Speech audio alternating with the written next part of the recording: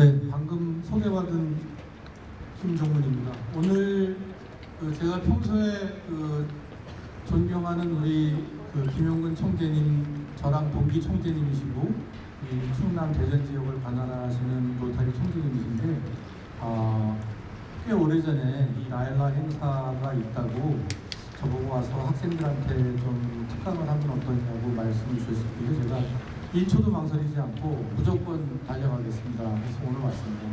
오늘 와서 뵈니까 여러분들 너무 반갑고 좋은 것 같습니다. 주제가 좀 무거울 수도 있고 어려울 수도 있다고 생각하는데 한번 들어보시면 재미있지 않을까 생각합니다. 이 조명이 밝아서 스크린이 잘 안 보이는데 혹시 조명 좀 끌 수 있으면 꺼는 것도 괜찮을까 싶습니다. 여러분, 유전자는 학교에서 과학 시간에 좀 배우셨죠? 여기 지금 화면에 보면은 굉장히 다양한 사람들의 얼굴을 제가 모아놨습니다. 보면은 다 똑같은 사람이죠? 동물은 하나도 없습니다. 또 옆에 여러분들 한번 둘러봐 보십시오. 여기 모인 모든 분들은 다 휴먼 빙, 사람들입니다. 다 똑같은 사람들입니다. 다르지 않죠. 팔은 2개고 다리도 2개고 눈도 2개고 코 하나 있고 뭐 이상할 게 하나도 없이 다 똑같은 사람들입니다. 그러나 자세히 보면은 어떤 사람은 눈이 파랗고 어떤 사람은 머리가 노랗고 또 어떤 사람은 얼굴이 길고 어떤 사람은 키가 크고 어떤 사람은 남자고 어떤 사람은 여자고 자세히 보면 다 똑같은 사람이라고 생각을 했는데 다 개체가 각각 다릅니다.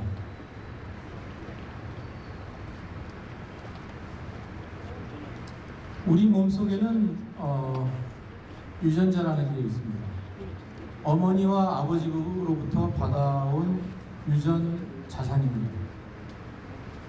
이 유전자 때문에 우리는 이렇게 생겨 있고 우리는 이런 모습으로 자라고 있고 또 그러한 모습으로 노쇠해 가는 겁니다. 유전자는 어머니의 난자와 아버지의 정자가 만나서 수정을 해서 태아 세포가 생겨서 거기서부터 분할을 해서 이제 몸이 만들어졌는데 그 과정에서 부모님으로부터 물려받은 유전 정보를 그대로 지금까지 여러분들 나이 올 때까지 보관하고 있느냐? 사실은 그렇지가 않습니다. 유전 정보, 유전자에 변이라는 게 일어납니다. 변이. 이 변이라는 게 굉장히 중요한 개념인데 그 변이가 일어나기 때문에 어떤 사람은 질병에 걸리기도 하고 그 변이 때문에 어떤 사람은 외모에 변화가 일어나기도 합니다.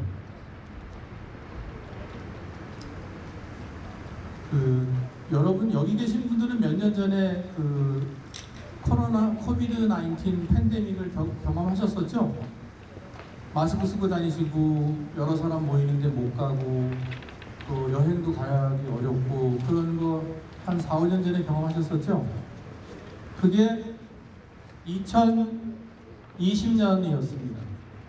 저도 저거를 그때 생전 처음 경험했습니다. 그리고 감기보다 좀 심한 거 아니야? 한 며칠 앓다 보면 낫지 않겠어? 근데 여러 사람들이 걸렸다 그러고 여러 나라에서 다 걸렸다 그래서 한 1년 있으면 끝나지 않을까 그랬는데 거의 4년 이상, 3년 이상, 4년 가까이 있었습니다. 저는 이거 참 내가 살다가 오래 산 건 아니지만 별걸 다 겪어보내 그랬는데 문헌을 들여다보고 책을 보니까 저런 팬데믹은 이 지구상의 이 역사 동안에 거의 100년 주기로 매번 일어났던 반복적인 일이었더라고요. 아마 관심이 있었던 학생들께서는 3, 4년, 4, 5년 전에 뉴스에서 스페인 플루 옛날에 그때도 이런 게 있었다 그런 걸 아마 보도나 이런 걸 들으신 적이 있었을지 모르겠습니다. 1920년에 미군 병사가 1차 대전에 참전을 했다가 발병을 했는데 그게 스페인 지역에서 있던 전투에서 발병한 거라서 실제 이 스페인 플루의 발상지는 미군 병사였는데 그 이름은 스페인 플루라는 이름으로 전 세계에 퍼졌던 거죠.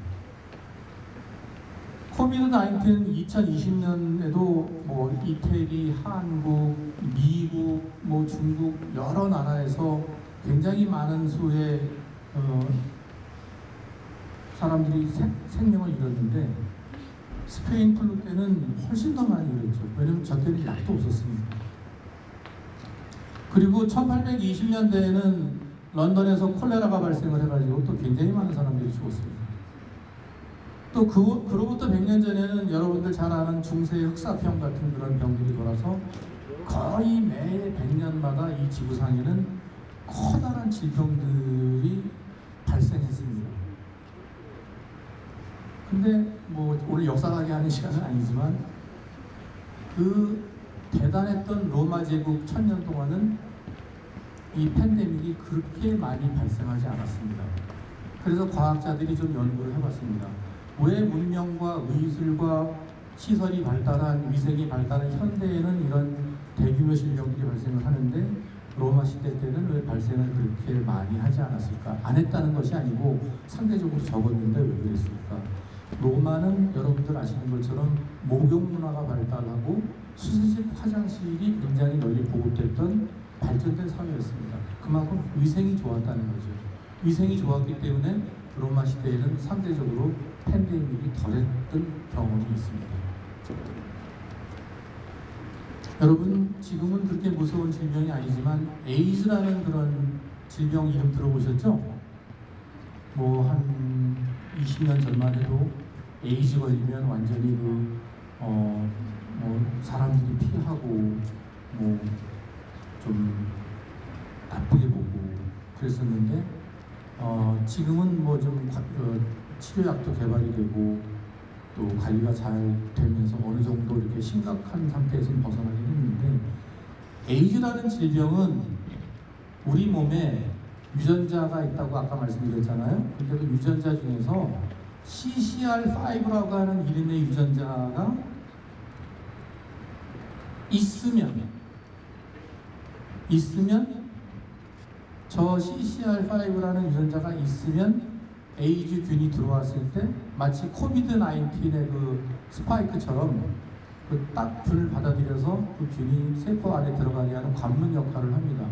그래서 CCR5가 있으면 유전자 안에 있으면 에이즈균이 들어왔을 때 100% 걸립니다.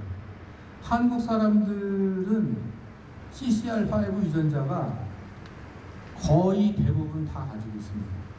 거의 대부분. 유전자가 있는 거죠. CCR5가 있는 거죠. 유럽 사람들은 인구의 약 2% 정도가 태어날 때부터 CCR5 유전자가 없습니다. 그래서 에이즈균이 들어와도 에이즈에 걸리지 않습니다. 그럼 그들은 왜 CCR5 유전자가 없을까요? 그건 뭐냐면은 중세 때 흑사병 이런 여러 번 거치면서 그 질병 때문에 많은 사람이 죽었잖아요.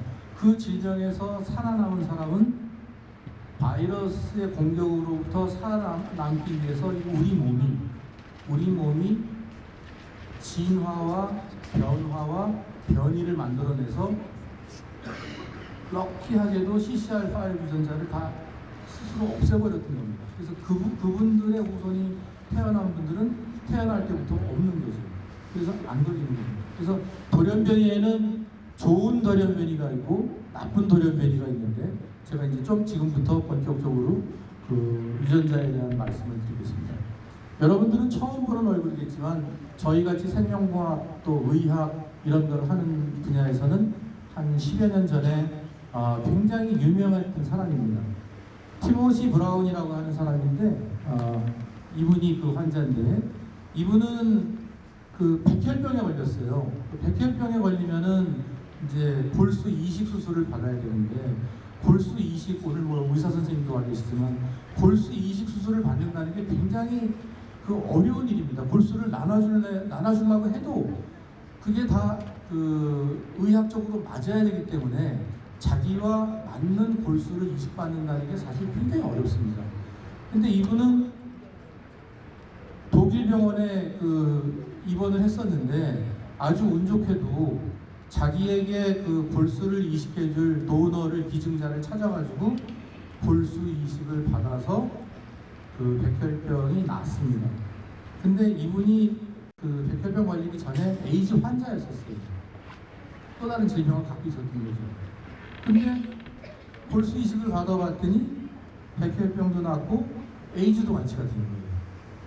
왜 그랬나 나중에 독일 병원이 너무나 놀라운 일이 일어나서 그 분석을 해봤더니 그 기증자가 좀 전에 말씀드렸던 태어날 때부터 CCR5 유전자를 갖지 않았던 그런 분이었기 때문에 그분의 골수를 이식받으니까 백혈병도 낫고 CCR5가 없으니까 추가로 H 바이러스가 들어와도 관문을 열어주지 않아서 둘 다 낫던 겁니다.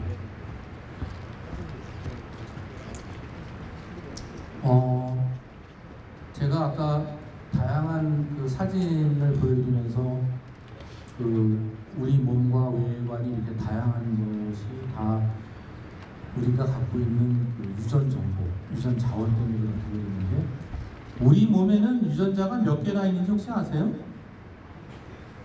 좀 더 크게 46개.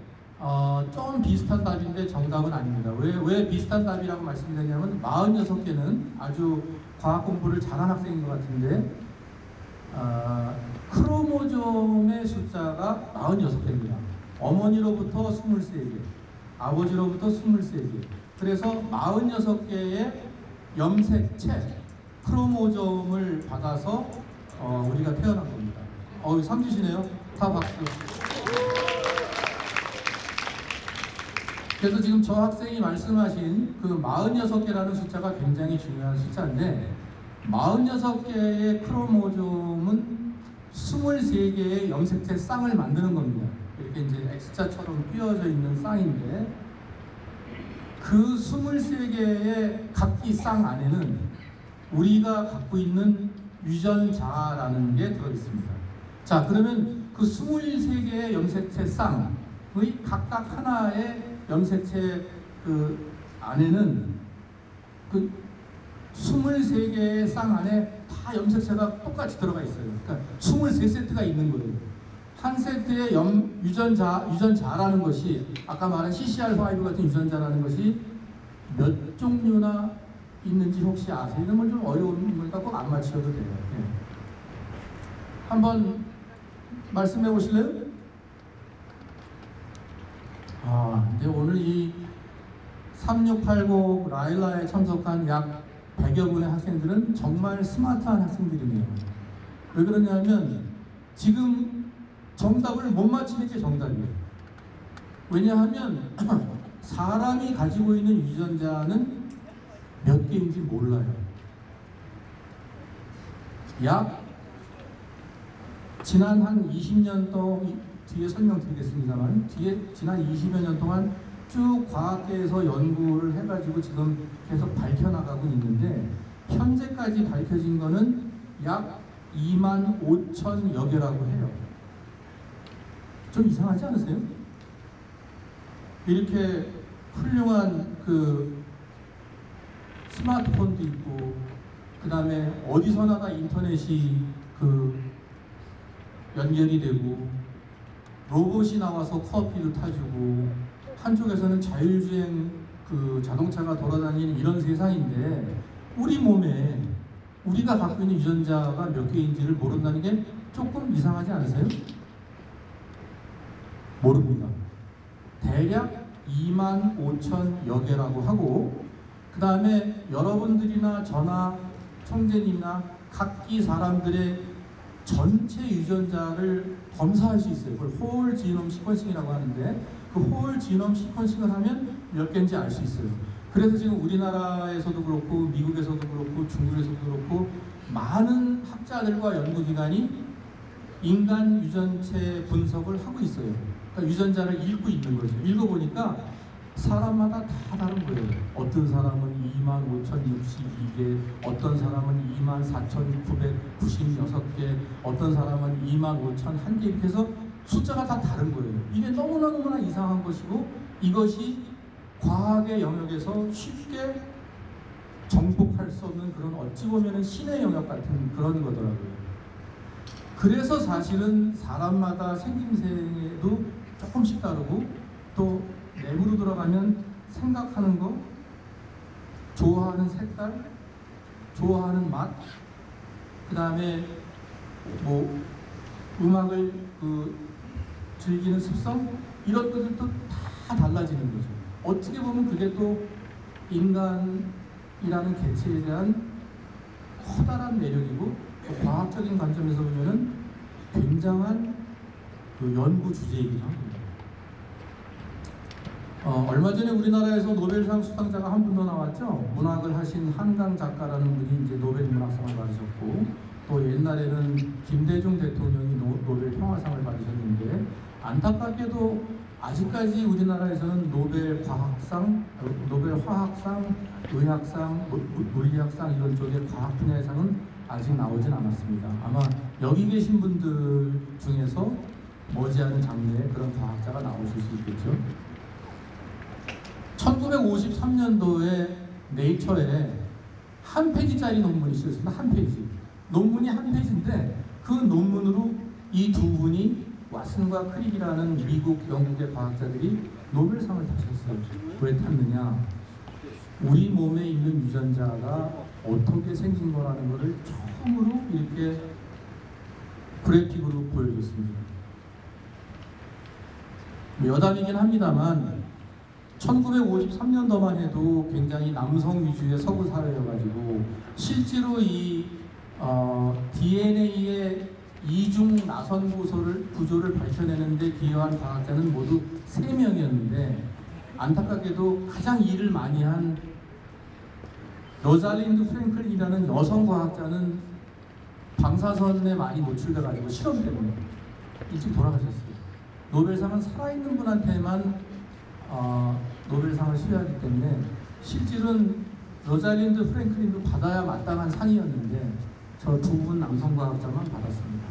여담이긴 하고, 어쨌든 이 왓슨과 크릭이 DNA는 이렇게 이중 나선 구조로 생겼다 하는 것을 처음으로 사진으로 찍어서 네이처에 내고, 그것 때문에 노벨상을 받았습니다. 그런데 인간의 몸에는 유전자가 있는 것 같아 라는 생각을 사실은 140년 전에 여러분이 잘 아는 그 완두콩, 그 멘델의 유전 법칙 아시죠, 여러분들? 그 멘델은 그 유럽의 수도사였어요. 그 수도사가 완두콩을 키우면서 유전자가 있는 것 같아 라는 그런 멘델의 유전 법칙을 만들어내서, 유전자가 있다는 건 사람들이 어렴풋이 알기 시작했는데, 그 유전자를 실제로 사진을 찍어서 보여준 사람은 그로부터 약 140년 후에 왓슨과 크릭이었다는 거죠. 여기 어두워서 잘 안 보이는데, 그 아까 우리 학생이 말한 46개의 연기상, 23개 연기상, 그 연기상에는 각기 이런 이게 아까 저 학생이 말한 그 염색체 연기상 46개. 이 염색체에는 이러한 내용의 이 유전 정보, 사실 이게 좀 어려운 부분인데, 유전자는 생명체가 아니고 정보입니다. 정보. 이렇게 내용이 들어가 있는 정보예요. 그 정보가 4가지 이 요소로 표기가 되어 있는 거예요. A, T, G, C. 아데닌, 구아닌, 티민 이런 4가지 염기로 구성이 되어 있는데, 그 염기가 이 이중 나선 구조에 30억 개의 글자가 써 있는 거로 생각하시면 돼요. 그 30억 개 글자 써 있는 게 46개가 있는 23개 쌍이 있는 거죠. 여러분, 30억 글자면은 책으로 도대체 몇 권입니까요? 요새 책 가끔 읽으시나요? 책 한 권 사면 되게 몇 페이지쯤 돼요? 뭐 두툼한 건 200페이지 되고, 아주 자서전 이런 거 큰 거는 한 500페이지 되고, 500페이지짜리 책은 잘 들기도 어렵고 그렇잖아요.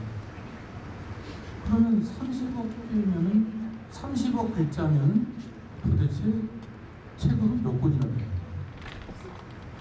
어마어마한 양이죠. 그 어마어마한 양의 정보가 우리 몸속의 세포 속에 있는 염색체 속에 이중 나선 구조의 정보 형태로 들어있는 거니까 여러분들의 몸속에는 무지막지한 양의 정보가 내재되어 있습니다. 그 정보들이 어떻게 움직이는 건 좀 이따 다시 설명드릴게요. 그러니까 여기 앉아 계신 분들은 정말 어마어마한 대책인 거예요. 이 화면에 이거 멀리 잘 안 보이시긴 한데 A, T, G, C 이런 글자를 제가 다닥다닥 붙여서 써놓은 거예요. 왜냐하면은 염색체 30억자를 다 보여드릴 수 없으니까 A4 한 장에 꽉 들어가는 게 한 6,000자 되는데 6,000자만 지금 여기 보여드립니다. 되게 무의미한 화면처럼 보이죠? 이 안에 빨간 글자가 한 글자 있어요. 빨간 글자 한 글자. 찾으면 상 드릴게요. 근데 화면이 좋지 않아서 여러분들한테 찾으라고 주문하는 것 자체가 좀 무의미하긴 해요. 여기 빨간 글자가 있어요. T라는 빨간 글자가 하나 있어요. 티민이라는 그 연기의 약자를 써놓은 겁니다. 그러니까 30억 개라는 정보가 어마어마하게 방대한 거라를 말씀드리기 위해서 제가 이 화면을 구성했고 이 화면 안에 T자를 하나 빨간색으로 표기해 놓은 거예요. 자, 30억 개의 염기쌍, 그러니까 글자가 30억 개에 놓여 있다고 생각해 보십시오. 그게 이중 나선 구조로 A, T, G, C 식으로 계속 반복되면서 이 색깔 있는 바가 30억 개가 이렇게 나선 구조로 있는 거예요. 저걸 유전체라고 해요. 저걸 유전체. 저 안에 25,000개의 유전자가 있어요.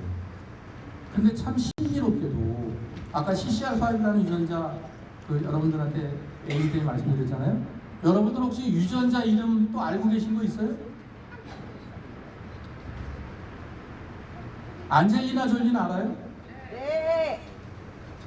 그분이 영화 배우로 유명하죠? 네. 또 뭐로 유명했는지 아세요? 유방암. 맞아요. 안젤리나 졸리는 유방암에 걸리지 않았는데 자기 어머니, 외할머니 다 유방암 병력이 있으셔서 검사를 해봤더니 나는 브라카라는 이름의 유전자에 변이가 예상되기 때문에 나는 유방암에 걸릴 확률이 80% 이상이다 라고 의사들로부터 어드바이스를 받았어요. 그래서 유방암에 걸리지 않기 위해서 미리 절제수술한 거로 또 유명해요. 자, CCR5라는 유전자 이름 하나 오늘 알았죠? 지금 저 학생이 말해준 유방암과 관련된 브라카라는 유전자가 있다는 게 알았죠?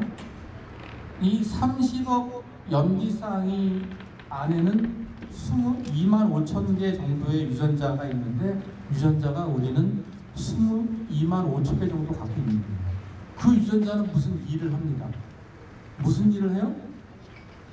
단백질 만드는 일을 해요. DNA는 RNA한테 지시를 해줘가지고 그 RNA로 하여금 어떤 단백질을 만들게 합니다. 이 단백질은 뭐 두부, 콩 이런 단백질이 아니고 우리 몸에서 만들어내는 단백질은 다 약의 역할을 하는 거예요. 그래서 25,000개의 유전자는 어떤 단백질을 만드는 일을 하고 저거는 약이 되는 거니까 이거를 연구해서 어떤 단백질이 어떤 기능을 한다는 걸 알고 그걸 상품으로 만들면 제약회사가 되는 거죠. 어마어마한 부가 이 안에 놓여 있는 거예요. 역사를 한번 정리해 볼까요?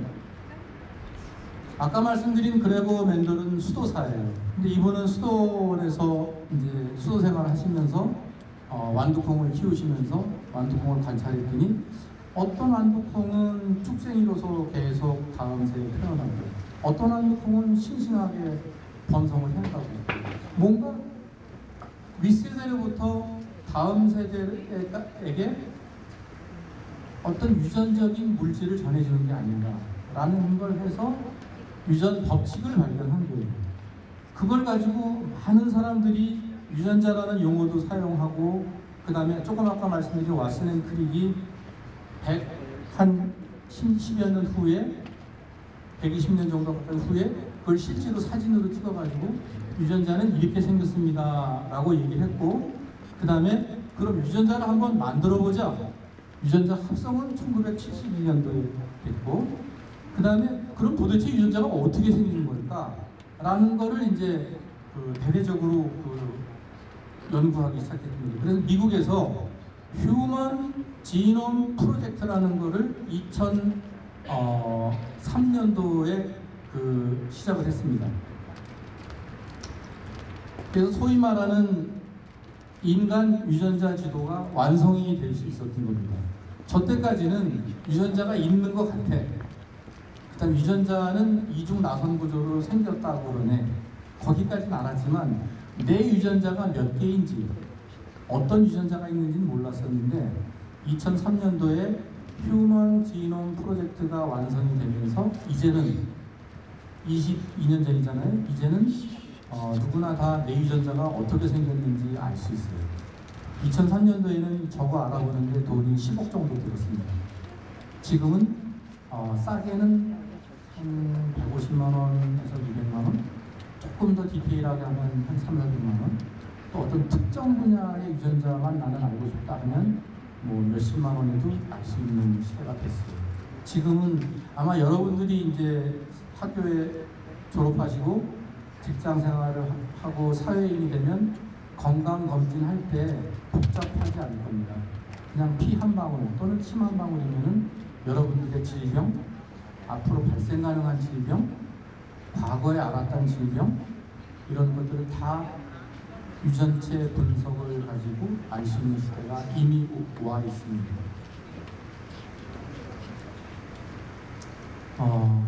로얄 디지즈라는 병이 있어요. 영국 황실의 가족들이 많이 앓는 병인데, 그건 무슨 병이냐 하면은 보통 때는 멀쩡해요. 근데 칼에 비이면 피가 멎지 않아서 과다 출혈이 되면 사망할 수 있는 굉장히 위험한 병이에요.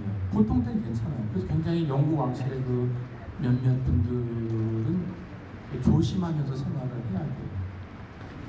근데 혈우병이라는 병도 옛날에는 아직도 치료법은 없어요. 그냥 조심해야 될 뿐이에요.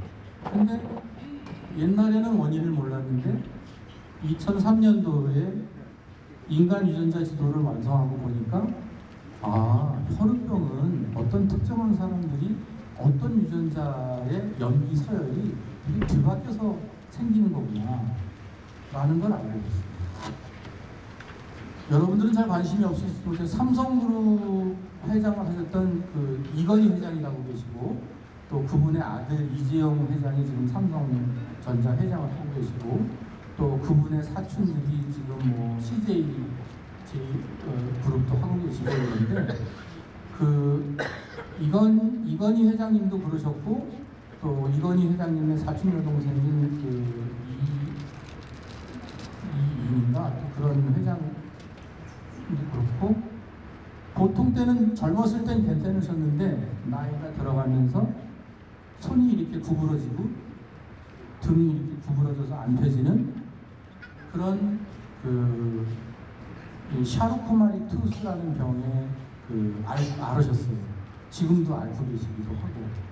근데 그거는 어떤 치료자가 없는데 어떤 이유인가 봤더니 어떤 유전자에 윤활 물질을 보내주는 기능을 하는 게 퇴화가 돼가지고 나이가 들면 그런 질병이 이르는 거라고요. 샤르코하고 마리하고 투스라는 프랑스 의사 세 분이 발견해가지고 샤르코마리 투스 디지라고 부르는데 아무튼 그런 질병들이 있어요. 여러분들은 잘 그런 경험이 없으시겠지만 저 지도자분들이나 또 전임 총재님들 같은 분들은 옛날에 어릴 때 보면은 동네에서 왠지 모르게 사람이 시름시름 앓다가 약을 해줘도 안 낫고 이렇게 시름시름 앓다가 죽는 사람들이 있었는데 근데 그런 거를 unknown disease라고 해요. 원인을 모르는 질병. 근데 이 unknown disease의 대부분은 유전자 때문에 일어나는 질병이라는 거를 이제 우리가 알게 된 겁니다. 그래서 지금은 사람들이 앓고 있는 질병 중에서 원인을 모르던 질병이 뭔지를 알게 됐고 그 알게 된 질병의 치료법도 지금은 하나둘씩 나오고 있는 중입니다. 여러분들이 잘 안 아프죠? 젊고 건강하니까. 근데 나이가 들고 그러면 이제 많이 아파진단 말이에요. 사람이 아픈 경우가 여러 가지 경우인데 제가 분석을 해보니까 크게 세 가지 경우가 있는 것 같아요. 하나는 다치는 경우예요. 넘어지거나 비거나 뭐 전쟁터에 나가서 총에 맞거나 이렇게 물리적으로 데미지를 입는 경우 아파져요. 그때는 누가 고쳐줘요? 의사. 의사 선생님. 어떤 의사 선생님? 외과 의사 선생님. 역시 굉장히 스마트한 학생들입니다. 외과 의사 선생님이 기부스를 해주거나 아니면 상처를 꿰매거나 뭐 그렇게 해서 고쳐준단 말이에요.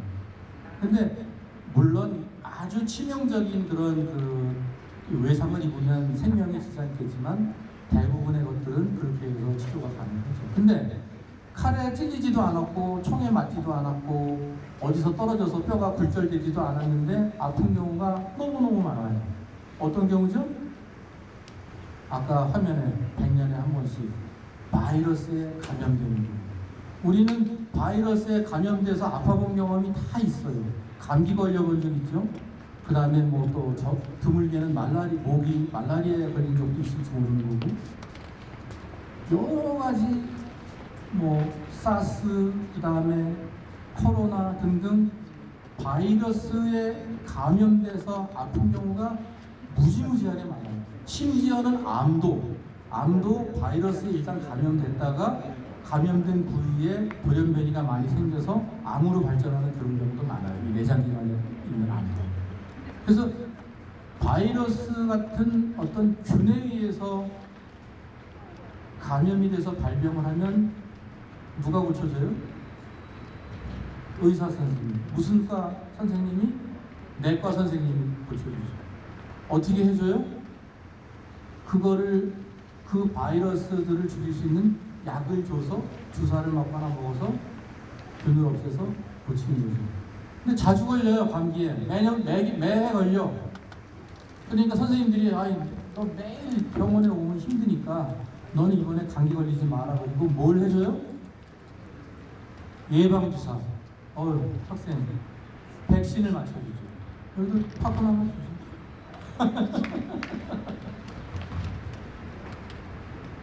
지난번에 코로나가 창궐했을 때 여기 앞에 학생입니다. 코로나가 창궐했을 때 정부에서 백신을 구하느라고 난리가 났었죠. 미국의 모더나라는 회사가 아주 유전자 가위 기술을 이용해서 백신을 만들어가지고 정말 엄청난 수출을 한 거죠. 우리나라도 큰 돈을 들여서 사다가 그 백신을 만들어서 코로나에 안 걸리도록 그렇게 예방을 하는 거죠. 자, 물리적인 데미지를 받아서 병에 걸리는 경우는 외과 의사가 고쳐줘요. 균에 감염되면은 내과 선생님이 고쳐주거나 백신 주사를 가져서 앞으로 안 걸리게 해주는 거예요. 세 번째 경우가 있어요. 원인을 모르는 게 아픈 경우가 있어요. 미국의 유명한 프로 농구인가 선수 루 게릭이라고 있었어요. 루 게릭병이 있습니다. 루 게릭병. 그건 나중에 알고 보니까 유전자에 이상이 생기는 거예요. 안젤리나 졸리 유방암에 걸릴지 몰랐던 거죠. 그 다음에 아까 보여드렸던 티모시 브라운 CCR5가 문제가 있는 사람. 그 다음에 혈우병. 그 다음에 뭐 여러 가지 그 이름도 그 생소한 그런 난치병들이 유전자 때문에 일어나는 병이라는 세 번째 카테고리가 있는데 이거는 지금까지 치료할 방법이 없었어요. 약으로 고치는 게 아닙니다. 근데 2008년에 유전자 가위 기술이라는 게 처음 나타나고 유전자를 읽을 수 있고 유전자가 몇 개인지 대강 알고 어떤 유전자가 어떤 일을 한다는 게 알았기 때문에 무슨 유전자에 어떤 이상이 생기면 유전자 가위 기술을 이용해서 문제가 생긴 유전자를 고칠 수 있으니까 그러면 질병도 고칠 수 있다 하는 게 유전자 치료제라는 겁니다. 그래서 2023년이니까 2년 전인데 세계 최초로 영국하고 미국에서 그 카스겁이라는 일종의 빈혈 치료제인데 우리나라에는 환자가 별로 없어요. 근데 유럽에는 이제 덜어 있는 환자인데 이 카스겁이가 세계 최초의 유전자 치료제로서 승인을 받아서 지금 시판이 되고 있습니다. 근데 불행히도 가격이 너무 비싸요. 먹으면 치료를 받으면 완치가 되는데 한 번 치료받는데 2억 3억 정도 돼요. 그러니까 아직 의료보험이 안 되는 거죠. 그러나 인간 유전자 지도도 23년 전에 처음 나왔을 때는 10억 이상의 비용이 들었지만 지금 몇백만 원 수준이 되는 것처럼 많은 유전자 치료제들도 앞으로는 싼 가격에 우리가 혜택을 볼 수 있는 날이 곧 올 겁니다.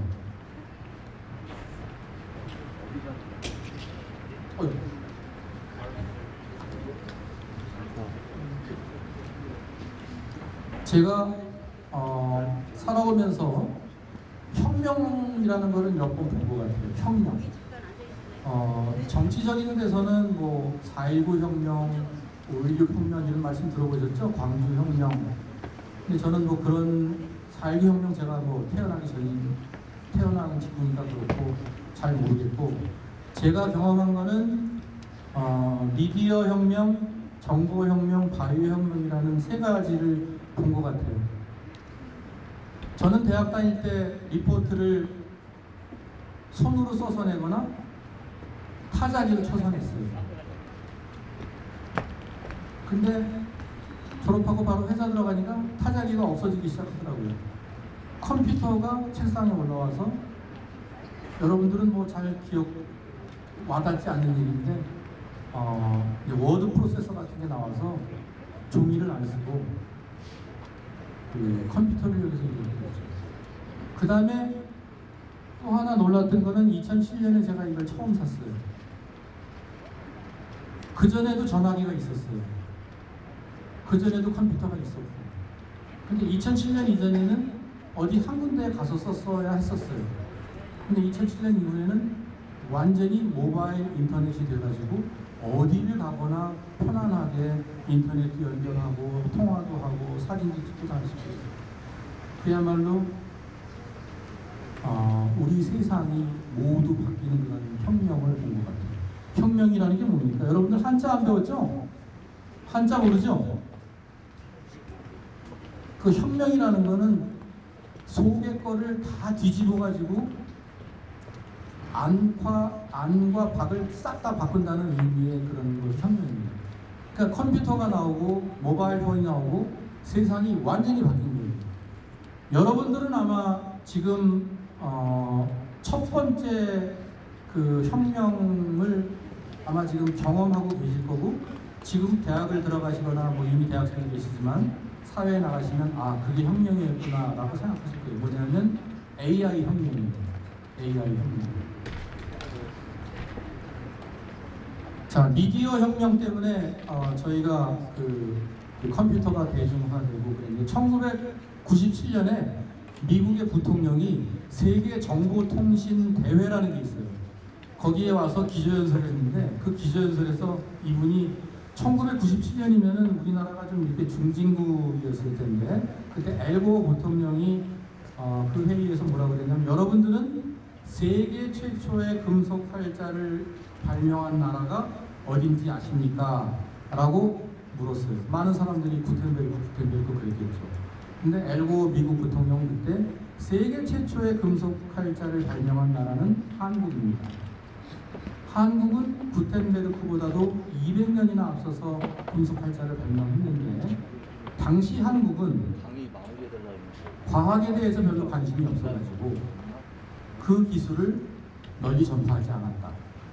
그러나 마르코폴로의 영향을 받은 구텐베르크는 동양에 금속 활자가 있다는 얘기를 알고 자기가 그거를 다시 개발해서 세계 최초의 금속 활자를 발명한 사람이 되었다. 한국이 좀 억울하지 않느냐 이런 얘기를 했습니다. 2012년도에 유전자 가위를 발명한 세 그룹이 있었어요. 전 세계에서. 하나는 미국 하버드 대학 의대의 브로드 연구소라는 데서 2012년도에 금속 활자를 유전자 가위를 발명했습니다. 또 하나는 같은 해에 미국의 서부에 있는 버클리 대학의 교수님이 발명을 하셨어요. 또 한 그룹이 있어요. 한국 서울대학의 연구진이 같은 해에 유전자 가위를 발명했어요. 근데 유전자 가위를 발명해서 실제로 노벨상을 탄 사람은 미국 교수님하고 스웨덴 교수님이에요.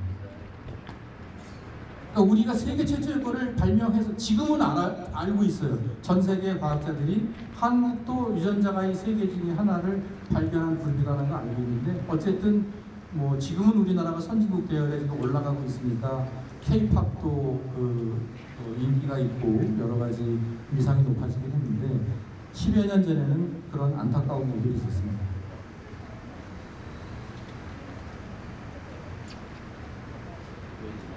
여러분들 인터넷 다 알고 계시죠? 인터넷과 함께 태어난 분들이니까. 인터넷을 누가 개발했는지 아세요? 인터넷은 미 국방부에서 개발을 했습니다. 미 국방부의 고등 연구계획국이라는 그런 부서가 있는데 저기서 인터넷을 개발했어요. 어떻게 개발했는지 아세요?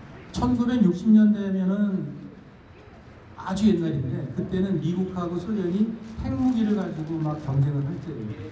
너희가 핵무기 많이 있느냐, 우리가 뭐 많이 있느냐 경쟁할 때예요. 근데 핵무기 많은데 돈이 너무 많이 들어가기 때문에 미국에서 아이디어를 했어요. 소련에서 자꾸 12,000개 있다 그러니까 우리는 2만 개 있다고 하자. 그리고 실제로 폭탄을 실은 대륙간 탄도미사일을 보관하는 보관 기지를 2만 개를 만들자.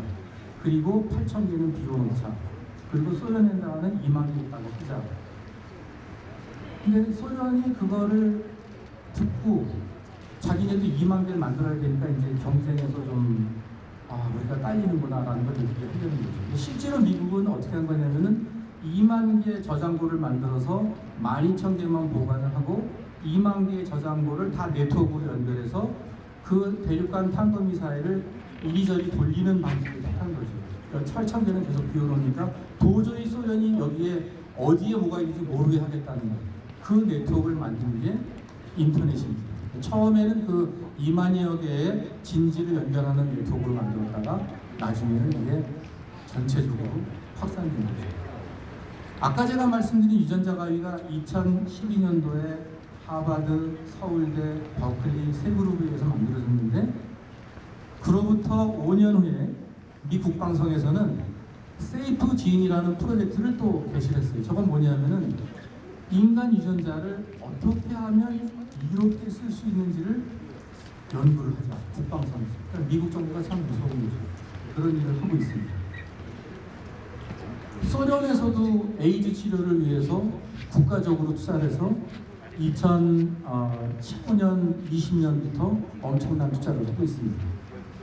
중국은 인구가 많은데 식량 문제가 큽니다. 그래서 카이샤가오, 저도 만나본 분인데 이분이 농작물에 작황을 좋게 하는 유전자 개량 사업을 지금 유전자 가위에서 하고 있습니다. 아까 말씀드린 대로 카스거비는 그 조혈모세포 유전자에서 그 혈색소 발현을 증가시키는 데 문제가 있는 사람들한테 산소 운반량을 늘려주는 그런 기능을 하는 약을 개발해서 지금 판매하고 있습니다. 아마 이 유사한 그런 불치병 치료제가 유전자 기술에서 많이 만들어질 텐데 값은 점점 싸질 겁니다. 유전자를 이해하면 앞으로 새로운 것을 많이 만들어낼 수 있습니다. 영양 성분이 좋은 농작물도 만들어낼 수가 있고 부작용이 없는 농산물을 만들어낼 수도 있고 작황을 이룰 수도 있고 여러 가지 다양한 것들을 할 수가 있습니다. 그래서 오늘 좀 어려운 주제이긴 합니다만 우리가 유전자를 이해하고 그 유전자를 잘 활용하면 그러면 우리의 그 미래 세계에 새로운 가치를 만들어낼 수 있는 그런 무한한 잠재력이 있다는 것입니다. 사람의 여기 오신 여러분들이 어마어마한 자산을 갖고 계세요.